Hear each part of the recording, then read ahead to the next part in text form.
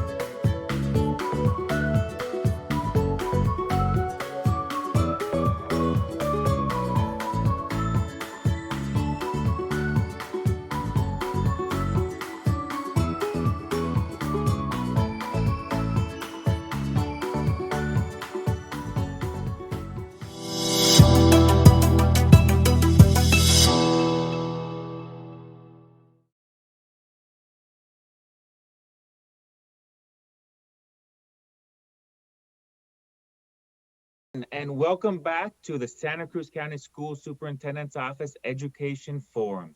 As you know, this is a space for County School Superintendent Alfredo Velasquez to shed light or show light on all the wonderful things that are happening in our educational community. And today we're going to continue with our theme of February as Early Childhood Education Awareness Month. Last week, we were able to shine the light on the Family Resource Centers and all the wonderful things they do there with Jennifer Argayos. And today, we have very special guests, Ms. Ana Rosas and Estella Cantua from the Child Parent Centers, or also known as Head Start. So we're extremely excited to have them here with us. Ana, Estella, how you doing? I'm doing well, Chris. Thank you for the opportunity to share some information about the Head Start programs in Santa Cruz County. Perfect. Thank you. And Ana? Good morning, Chris. Doing well. Thank you. Thank you for inviting us to be here today. Thank you. Well, thank you for being on. And, you know, I'm going to say this about 50 times today, but thank you so much for everything that you do for our community. As you both of you know, and as I mentioned before, February is a very special month for us. And we try to explain just the importance of of early childhood education of those children from 0 to 5 years old, before they get into kindergarten, how important it is that they are working with their parents, they're working with people so that, you know, as the stat says, 90% of a child's brain is developed before the age 5. And so it's really important that we're working with those children. And you are some of the leaders in our community working with those age children. So we'll start off with you, Ms. Rosas. Can you tell us a little bit about yourself? Yes, thank you. Well, I grew up here in Nogales. I'm a Nogales graduate from Nogales High School. An Apache. And I went on to earn my, yes, an Apache. And I went on to earn my early childhood education degree at the U of A. And later on, a master's in educational leadership from NAU. Oh, wow. And I worked in public schools for 30 years here in Nogales and in Tucson. As a teacher, started off as a kindergarten teacher and also worked in administration as assistant principal and principal at different schools. And after retiring, I was blessed to find this position here at Child Parent Centers. Started off as an education specialist, working with teachers, and now as the center director at Nogales Neighborhood Head Start. Awesome, awesome. So a true Nogalian. And Ms. Cantua? Thank you, Chris. Let's see, where do I start? I was raised in Mexico, down south in Guadalajara, Jalisco. Guadalajara I lived there for a year, absolutely beautiful. I'm not sure why you left, but keep going. And then we moved to Tucson. My family moved to Tucson. And so I started going to school here, graduated from Pima, then graduated from NAU with an early childhood background, have my bachelor's and master's from there. And then when I became a parent, I learned about Head Start, and that's how I started with the Head Start program as a parent participant. And then I fell in love with the different things that we're able to do in Head Start. And then I got hired and started as a house sub, as a substitute, as a co-teacher, as a teacher, site supervisor, and then now as a program services coordinator who offers support to different centers in our different communities. And are you with the entire southern region of Arizona, or are you specialize in Santa Cruz County? I support the four centers in Santa Cruz County and three Okay. here in Pima County. Okay, perfect. Sounds like you got a lot of responsibility. A little bit. Thank you so much for being here. Go ahead. Thank you. Thank you. I was going to say it's a collaboration effort. Right. Well, awesome. So we have one very local person with Anna and another person kind of like me, a person who kind of moved in and really enjoys the area. Wonderful. So let's get to it. Head Start. What exactly do you guys do? Are you a local organization, a state organization, a federal organization? Tell us a little bit about where you guys are from and what you guys do. Well, Child Parent Centers is a Head Start grantee for Southeastern Arizona, and we serve different counties in this Southeastern Arizona. As I mentioned, Santa Cruz County is one of the places that we serve families, and also Pima County, which is here in Tucson. These are the main areas that I support, but we also have different centers in Cochise County and Sierra Vista and Douglas, and again, southeastern Arizona. Okay. And Miss Rosas, what ages of children do you receive? Have different programs. We have Early Head Start, and then we also have Head Start. And so we actually work with women who are pregnant, and then with children from 0 to 5 years of age, right before they're ready to enter kindergarten. Okay. And can you tell me a little bit, Estella, can you tell me a little bit about what types of things you guys focus on as far as your curriculum? What kinds of activities do you focus on with the kids? Sure. Our comprehensive services are for children and families. Just like Anna mentioned, we have families who start with us from being pregnant and then move on to continue on with the different program options that we have. So it is comprehensive services for children and family, areas of school readiness, nutrition, health, and also parent involvement opportunities for them as well. And parent involvement opportunities, what does that entail? It's different type of workshops that we're able to provide for them, and the family well-being can be one. We have a big, exciting, very good outcome every time, which is a male figure time that usually male figure people come over to the centers, are invited to the centers, and they participate with their child. Unfortunately, due to our circumstances, of course, that's not possible right now, but it's also a very rewarding time to see the time that both parents and child are able to, participate and be engaged in. Okay, perfect. And Ms. Rosas, could you talk a little bit about the centers, where we have centers here in Santa Cruz County? Yes, we have 4 centers here in Santa Cruz County. One is located in Rio Rico at the Guatimundo Middle School campus. And we have one, Western Head Start is located on 686 Northwestern Avenue, just about in front of the Circle K there at the end of McNabb. And Challenger Head Start is located at 901 East Calle Mayer, towards the end of near Challenger Elementary School. It's in the back of Challenger Elementary School. And Nogales Neighborhood Head Start is located there at the neighborhood center at 125 East Madison Street.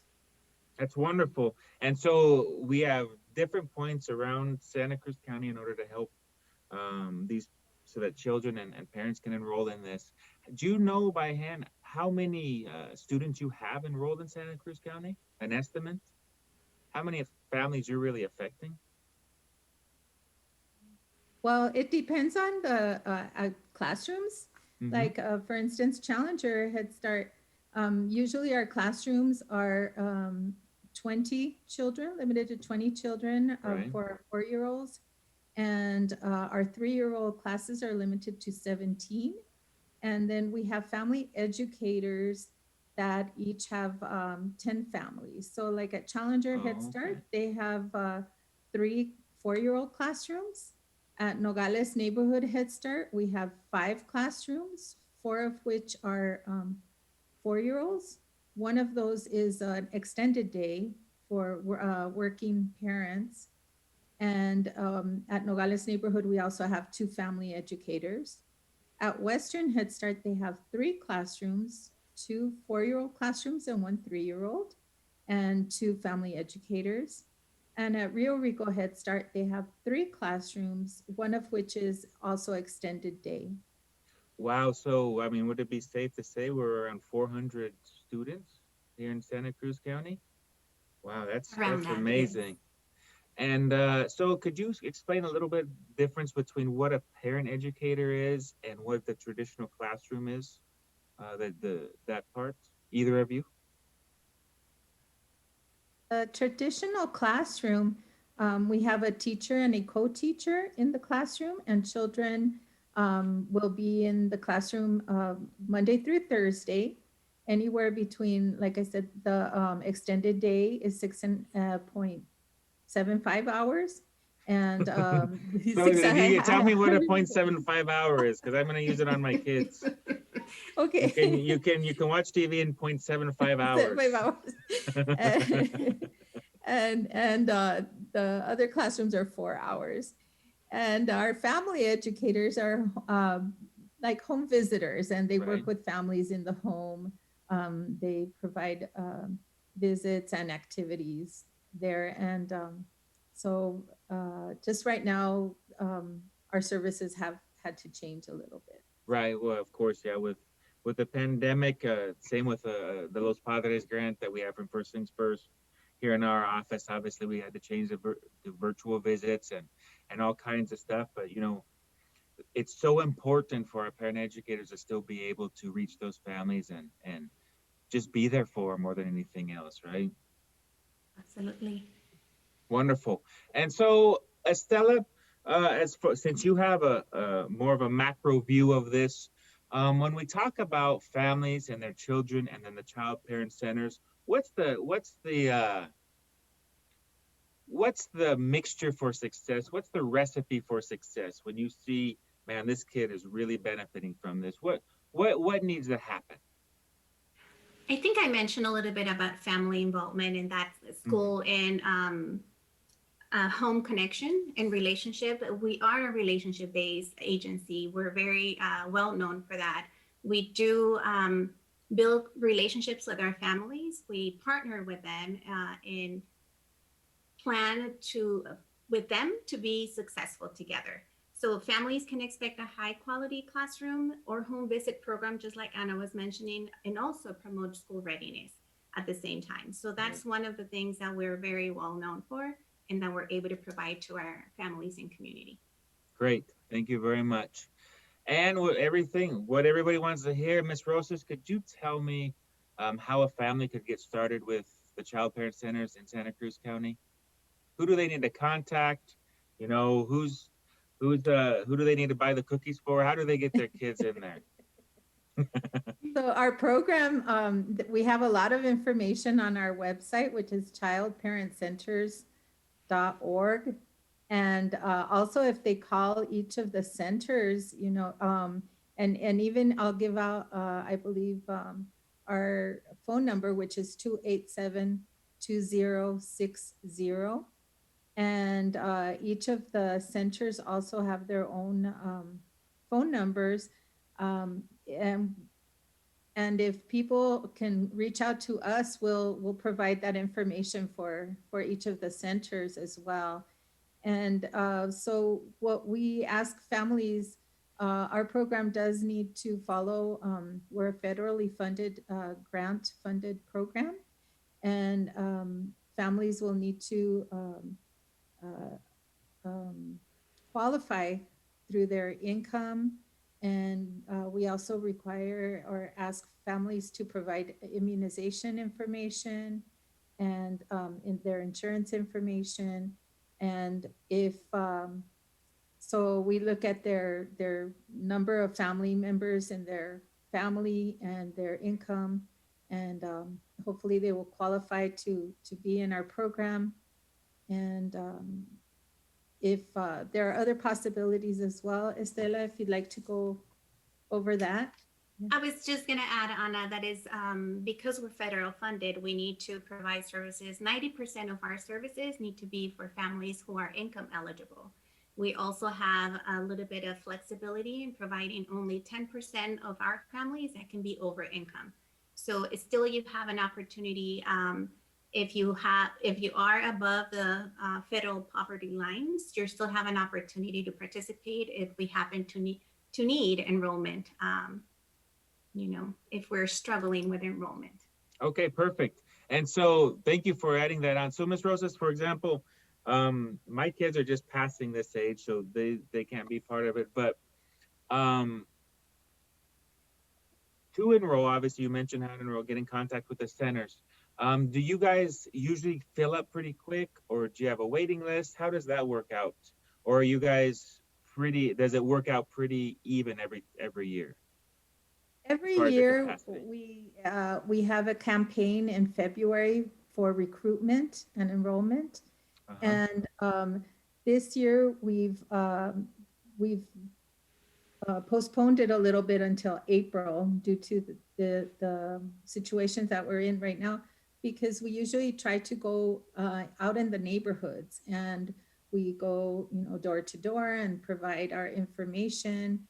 And also out to the community agencies have been wonderful in posting our information and making that available. So we really appreciate everywhere that we have gone to post this.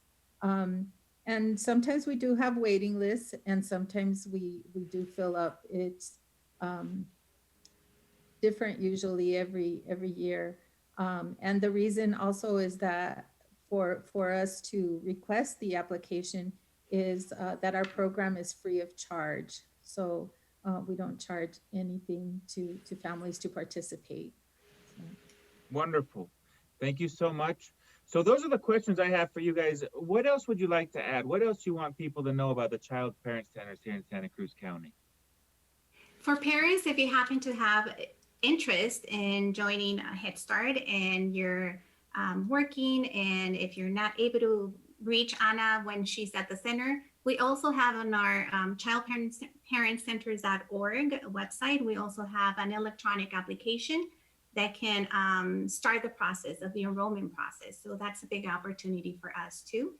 And the word of mouth, of course, pass on the information just to anyone you know, just to make the community aware that Head Start is existent in Santa Cruz County. Wonderful, thank you. Ms. Rosas, did you want to say anything? Yes, thank you. Thank you so much, Chris, for giving us this opportunity.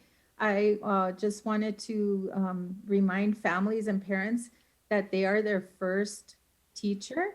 Parents are their first teacher, and we are here to help support children and parents.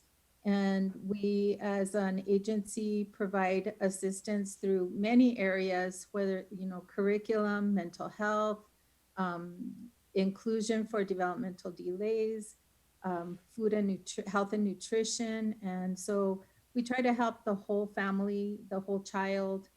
And if I can say something just in Spanish really quick. Yes, please. Thank you. Les quiero invitar a que visiten childparentcenters.org para más información sobre nuestros programas, y nos da mucho gusto estar aquí en la comunidad para proveer servicios para ustedes y sus familias.